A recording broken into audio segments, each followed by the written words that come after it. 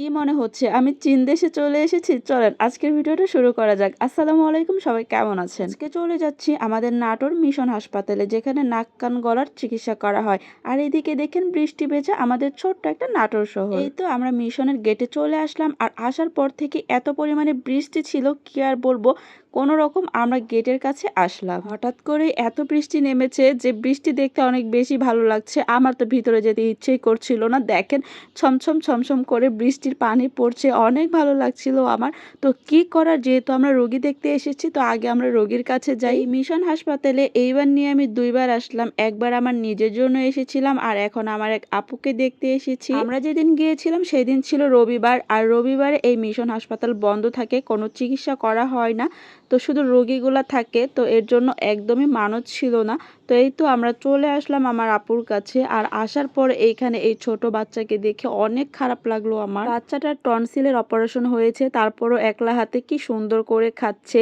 আসলে খেতে পারছিল না, তারপরও অনেক কষ্ট করে খাচ্ছিল। আর এইদিকে আমাদের আপুর তো কানের অপারেশন করা হয়েছে, দেখেন কতখানি চুল কেটে ফেলছে। আসলে এইগুলো দেখলে অনেক খারাপ লাগে। কতখানি কান কেটেছে, মানে গোটা কান কেটে তারপরে অপারেশন করেছে, মাথার চুল কেটে ফেলছে।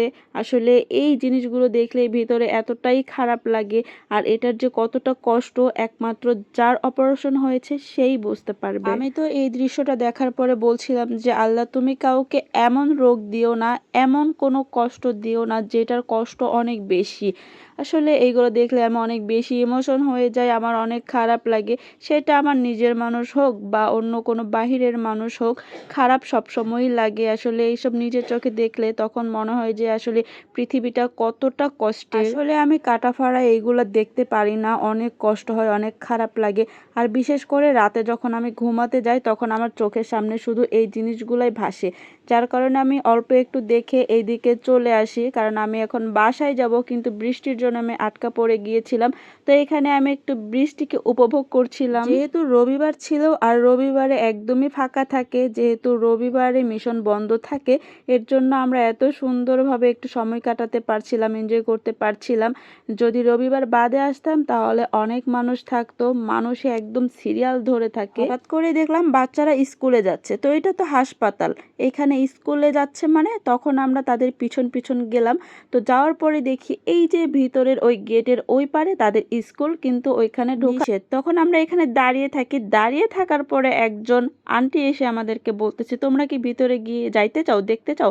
তখন আমরা বললাম হ্যাঁ অবশ্যই। বলতেছি সমস্যা নাই, এখানে চলো আমার সঙ্গে, কোনো সমস্যা নেই, তোমাদেরকে কিচ্ছু বলবে না, তোমরা ওইখানে গিয়ে ওদের ক্লাসটা দেখতে পারো, কোনো সমস্যা নেই। তখন আমরা এই তো চলে আসলাম, আর এইখানে এসে আপুটাকে দেখে মনে হচ্ছিল যে একদমই চীন দেশের মেয়ে। প্রথম তো আমি ভয়ে ভয়ে লুকিয়ে লুকিয়ে ভিডিও করছিলাম, তারপরে অবাক করার মতো একটা বিষয়, আপুটা নিজে থেকে আমার কাছে এসে আমার সঙ্গে হ্যান্ডসাপ করলো। আমি তো পুরো অবাক হয়ে গেছি। তখন আমি বললাম যে আপু একটা ভিডিও নিতে পারি, ছবি তুলতে পারি?